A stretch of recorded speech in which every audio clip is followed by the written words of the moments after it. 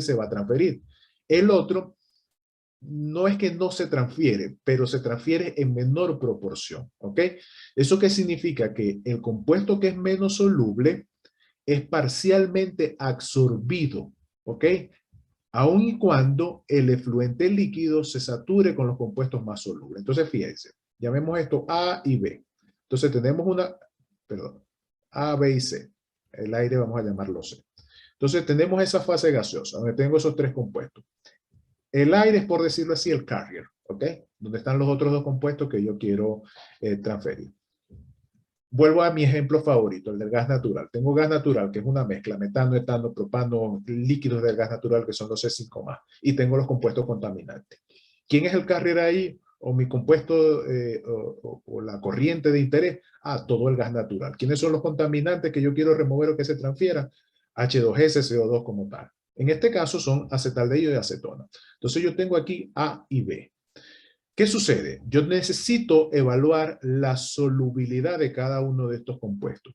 ¿Y qué va a ocurrir? Que al evaluar la solubilidad de uno de estos compuestos, uno de ellos preferencialmente se va a transferir de la fase gaseosa al líquido. Va a llegar un momento en que se alcanza la condición cercana al equilibrio o la condición de salida, aun cuando se esté totalmente saturado, significa eso. ¿Y qué va a ocurrir con el compuesto, el otro que se esté transfiriendo? Bueno, el otro compuesto que se esté transfiriendo se va a transferir en menor cantidad. ¿Ok? Es lo que ocurre allí.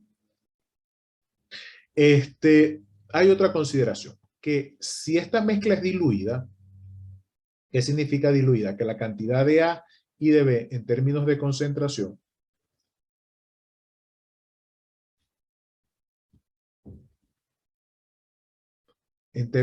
concentración de A, concentración de B, sean pequeñas, la solubilidad de A y de B son independientes. Es decir, la puedo calcular como la solubilidad de componentes puros. Si la solución no es diluida, sino que es concentrada, entonces no puedo calcular la solubilidad independiente de la de B, sino que tengo que aplicar reglas de mezcla para poder entonces determinar esas solubilidades. ¿Ok? Eso es lo que implica este punto como tal. ¿Preguntas hasta este tópico? No, Ok, vale. Bueno, entonces hay una relación, ¿ok? Que nos permite establecer cuál es la proporción de entrada y de salida de un compuesto, ¿ok? Y es esta relación que vemos acá. Que fíjense esta relación que es lo que ingresa yn más 1 con respecto a lo que sale, que es y1, ¿ok? Definido en función de ¿qué? De el factor de despojamiento. ¿Y quién es ese factor de despojamiento? Es el inverso del factor de absorción.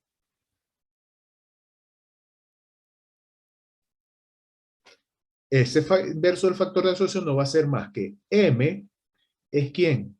La pendiente de la línea de equilibrio, ¿ok? M es la pendiente de la línea de equilibrio y GS y LS son los flujos másicos libres del compuesto que se transfiere, ¿ok? Son los libres, el flujo másico o molar de todo lo que no se está transfiriendo, ¿ok? Entonces, ese es ese factor S. Entonces, fíjense que en esta definición, es lo que les decía al principio, ¿ok? Necesitamos conocer necesitamos conocer la relación GS a LS, los flujos que ingresan. Necesitamos conocer presión y temperatura, porque al definir presión y temperatura queda definido el equilibrio, y con eso queda definido la pendiente de la línea de equilibrio. Entonces hay algo muy importante, que debe ser un proceso en el cual el equilibrio sea, la curva que describe el equilibrio se aproxime de manera lineal. Si es un proceso en el cual no se aproxima de manera lineal, no podemos aplicar estas simplificaciones, sino que tendríamos que aplicar un método más riguroso. Entonces tenemos ese, tenemos los flujos másicos, entonces podemos calcular este factor de despojamiento, y al calcular este factor de despojamiento, fíjense que yo puedo obtener la relación de lo que entró con respecto a lo que salió, o viceversa. Si invertimos esto en lo que sale con lo que respecto a lo que entra. Fíjense que al final de cuentas, esto lo que termina representando es una fracción de recuperación, una fracción de remoción de uno de los compuestos. Esto se refiere para el compuesto, ¿ok?, que tenga mayor solubilidad en el sistema. Veamos esto un poco más en detalle. Ilustremos este ejemplo. Entonces, supongamos que tenemos esta corriente. Tenemos el proceso a 31 grados centígrados, una atmósfera, presión atmosférica. La corriente tiene 1% de acetaldehído, 2% de acetona. Estos son porcentajes molares. Esos valores tan pequeños, en términos de porcentajes molares, es lo que significa que esta solución es diluida. Surge ahora la pregunta, ¿cuál es el límite para considerar que la solución sea diluida o no diluida? Les hago la pregunta, ¿cuál creen ustedes que podría ser? ¿Cuándo podría considerar una solución no diluida?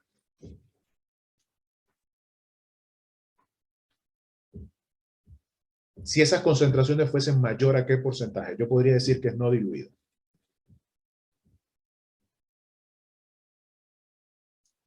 Al 50 quizás. 50. No, eso es muy grande, María Alejandra. Yo le pondría 5. ¿Cómo, Andrés? Pues para que sean no diluidas. Ajá. Yo diría que mayores, no sé, por ahí 7, 10. No mentira, no es 10. Es que, a ver. Por ahí está el valor, ¿ok? Un criterio ya bastante exagerado, es decir que si estas concentraciones son mayores al 10%, es no diluida. Dependiendo de si la mezcla se comporta más o menos ideal, en algunos casos podría llegarse al 15%, pero un criterio más riguroso es establecer un 10%, ¿ok? Para mezclas como tal. Pero 50% ya es una solución muy concentrada, ¿ok? Ya no podríamos aplicar este tipo de aproximaciones. Bueno. Ok. Entonces, el segundo punto es que tenemos la relación de flujos molares en este caso. Fíjense que es molar, mol por mol. Es decir, conocemos la cantidad LS, no conocemos la cantidad, conocemos la relación. Y GS, es decir, la cantidad de LS con respecto a GS que está entrando es de 3.1. Y la línea de equilibrio, fíjense que aquí tengo un dato que es la línea de equilibrio, es decir, en Y versus X, como fracción molar, sigue un comportamiento lineal, y esto es igual, tiene una pendiente de 8.2. ¿Ok? Donde esta es la condición de equilibrio. Entonces, sabemos ya que hay un comportamiento lineal, y esa línea de equilibrio, aquí hay un dato muy importante, una pista, que vamos a ver si es correcta, ¿ok? Viene dada para el acetaldehído. O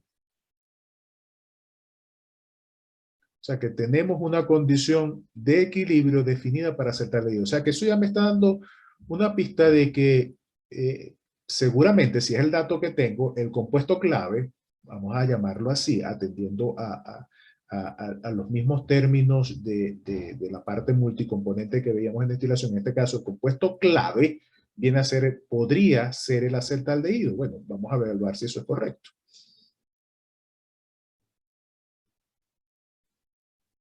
Entonces, ¿qué hacemos? A 31.5 grados centígrados y a la presión de una atmósfera, calculamos las constantes de equilibrio. ¿Cómo calculo la constante de equilibrio? Rapidito, hago otra vez.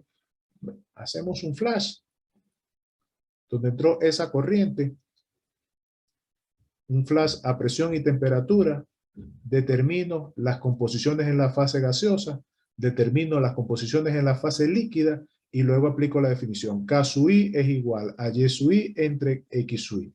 Y de esa manera tengo las constantes de cada compuesto. Luego de que tengo estos datos, vengo y determino este factor que está acá. Que este factor es un factor de separación. En destilación lo llamamos como volatilidad relativa. Entonces calculo K sub I entre K sub J. Da igual, ¿ok? ¿Cuál pueda tomar? Lo que pasaría si tomo como referencia el acetaldehído es que este valor sería menor a 1. Entonces realmente tomo el valor que tengo mayor de la K entre el menor que tenga para calcular esta relación. Entonces analicemos. Fíjense bien. Acetaldehído 3.81, acetona 3.1. Entonces, anteriormente dijimos que esa solubilidad es proporcional al inverso de ese factor de separación K sub I sobre K sub J. Entonces, fíjense algo. Si meto este valor que está acá, que es más grande, en esta definición, el valor de solubilidad, en este caso, va a ser menor. 1 entre algo más grande va a ser un valor menor. 1 entre 1 me va a dar 1. ¿Qué significa? Que este compuesto es el más soluble. ¿Ok? Una vez más, para que no nos perdamos. Esto es 1 entre 3.81 para el acetato.